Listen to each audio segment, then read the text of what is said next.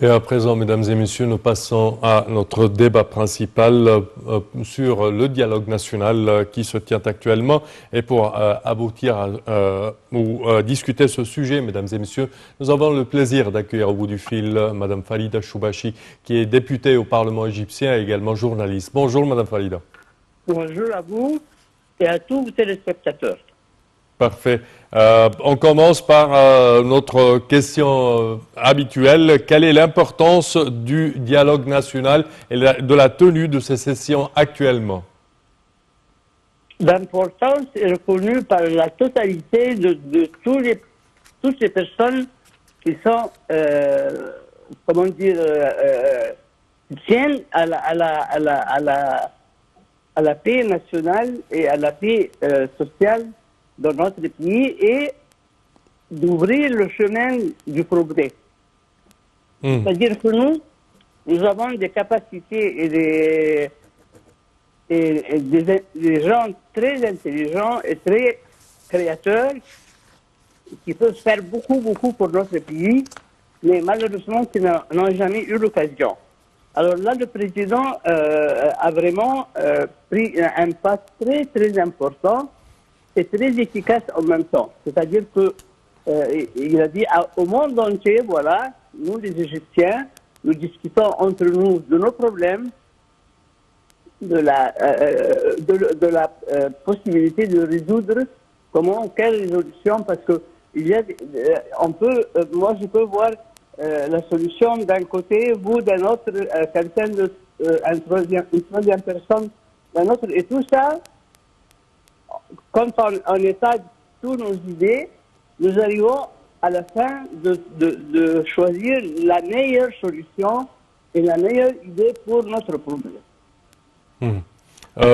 Quand on parle du dialogue national, on parle de plusieurs axes qui ont été marqués pour mener les discussions. Alors, quels sont les axes du dialogue national et certainement les divers segments de la société représentés au sein de ce dialogue?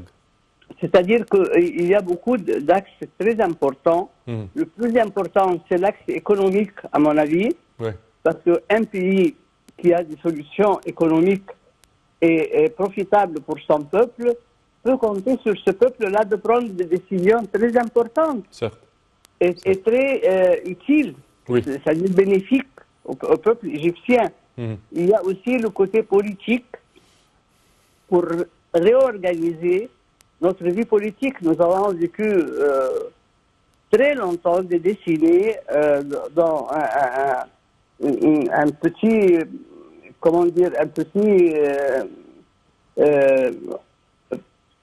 une petite possibilité de bouger, de dire notre avis. Alors que maintenant, on le fait. Et quand on le fait politiquement, le peuple égyptien va choisir ce qui représente, ce qui exprime ses idées, ses ambitions, en parlant. C'est-à-dire les gens, en parlant, on les reconnaît. Oui. Alors c'est là, à partir de là, qu'on va leur faire confiance et les élire comme les représentants du peuple. Pas un décret, par exemple, le présidentiel ou un décret, je ne sais pas de qui.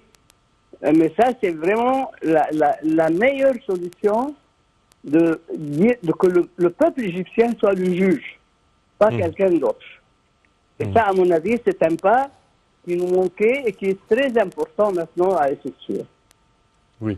Quand on parle de ce dialogue national, on parle également des recommandations des sessions, des diverses sessions qui ont été tenues. Et alors, quelle est l'importance de ces recommandations et est-ce que le gouvernement qui a déjà participé et participe actuellement aux sessions du dialogue national, est-ce que le gouvernement a vraiment utilisé ou essayé de réformer ces législations pour avoir plus d'efficacité et profiter le plus du dialogue national? Moi, je pense que ça va être à la fin du dialogue national, c'est-à-dire qu'il faut regrouper tout. On ne peut pas prendre des décisions maintenant sur la partie qui a été, exposée. Et il faut attendre jusqu'à la fin parce que qui sait, peut-être que le sort nous réserve des surprises, parce que nous avons un peuple il y a beaucoup de génies parmi ce peuple-là qui ne pouvaient rien faire. Alors là, maintenant, ils sont invités à faire tout ce qu'ils peuvent et que même si c'est comment dire, c'est-à-dire, si même ils condamnent une résolution du gouvernement, le gouvernement doit répondre. Oui. C'est-à-dire, il n'y a plus maintenant la menace. Il n'y a pas de menace. Il y a que tout le monde est libre de dire ce qu'il pense pour le bien, parce que c'est un dialogue national. Alors, il faut penser que la priorité est à la nation égyptienne, pas à n'importe qui, pas à l'auteur des idées qui sont exposées. Non, c'est le peuple et la patrie. Et ça, c'est très important. Oui. On parle que le choix des experts et le choix des participants aux différentes sessions et surtout les orateurs, on parle que c'est un choix tellement impeccable que les personnes ont été choisies proprement et avec des capacités et des expertises servant le sujet de discussion au cours de chaque session. Comment voyez-vous cela? Ça, c'est reconnu par le monde entier, même par l'étranger. Oui. Parce que ça, c'est une expérience unique et qui n'a jamais eu lieu, ni chez nous, ni même dans les partis voisins de notre pays. Et ça, c'est un pas très courageux, très important, très honnête aussi. Et il y a beaucoup, et très patriotique, vous voyez, parce que c'est la patrie qui compte. C'est pas la personne. C'est pas, par exemple, si vous dites une idée, c'est pas pour profiter, par exemple, des revenus ou de n'importe ou des réactions à votre intervention. C'est qu'est-ce qui pourra servir l'Égypte, qui a beaucoup souffert de presque de paralysie politique. Il y avait le parti du gouvernement et il faisait ce qu'il voulait avec des gens qui avaient leurs ambitions personnelles, individuelles.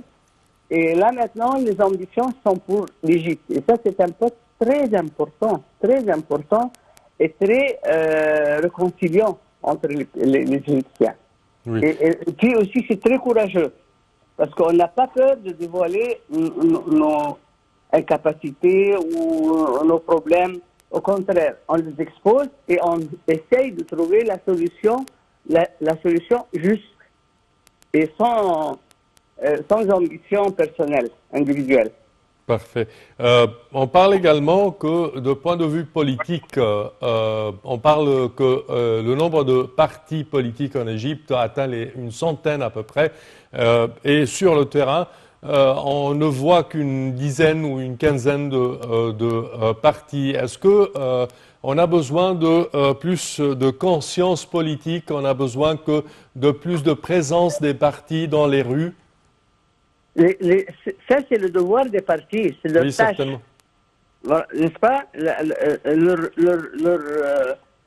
Leur travail, c'est de nous convaincre.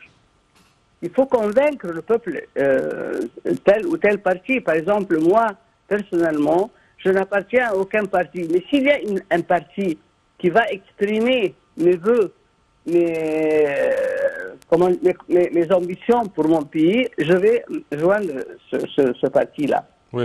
Mais maintenant, tout le monde parle, oui, j'aime l'Égypte, oui, je veux son bien, mais comment? C'est le comment qui compte ici. Certainement. Madame Falida Choubachi, je tiens à vous remercier de vos explications. Merci à vous. Je répète que vous êtes députée au Parlement égyptien et également journaliste. Merci à vous. Et à présent, mesdames et messieurs, notre temps arrive à bout. Au terme de cette édition, je tiens à vous remercier d'avoir été des nôtres et je vous donne demain rendez-vous avec une nouvelle édition de Bonjour l'Égypte. Au revoir.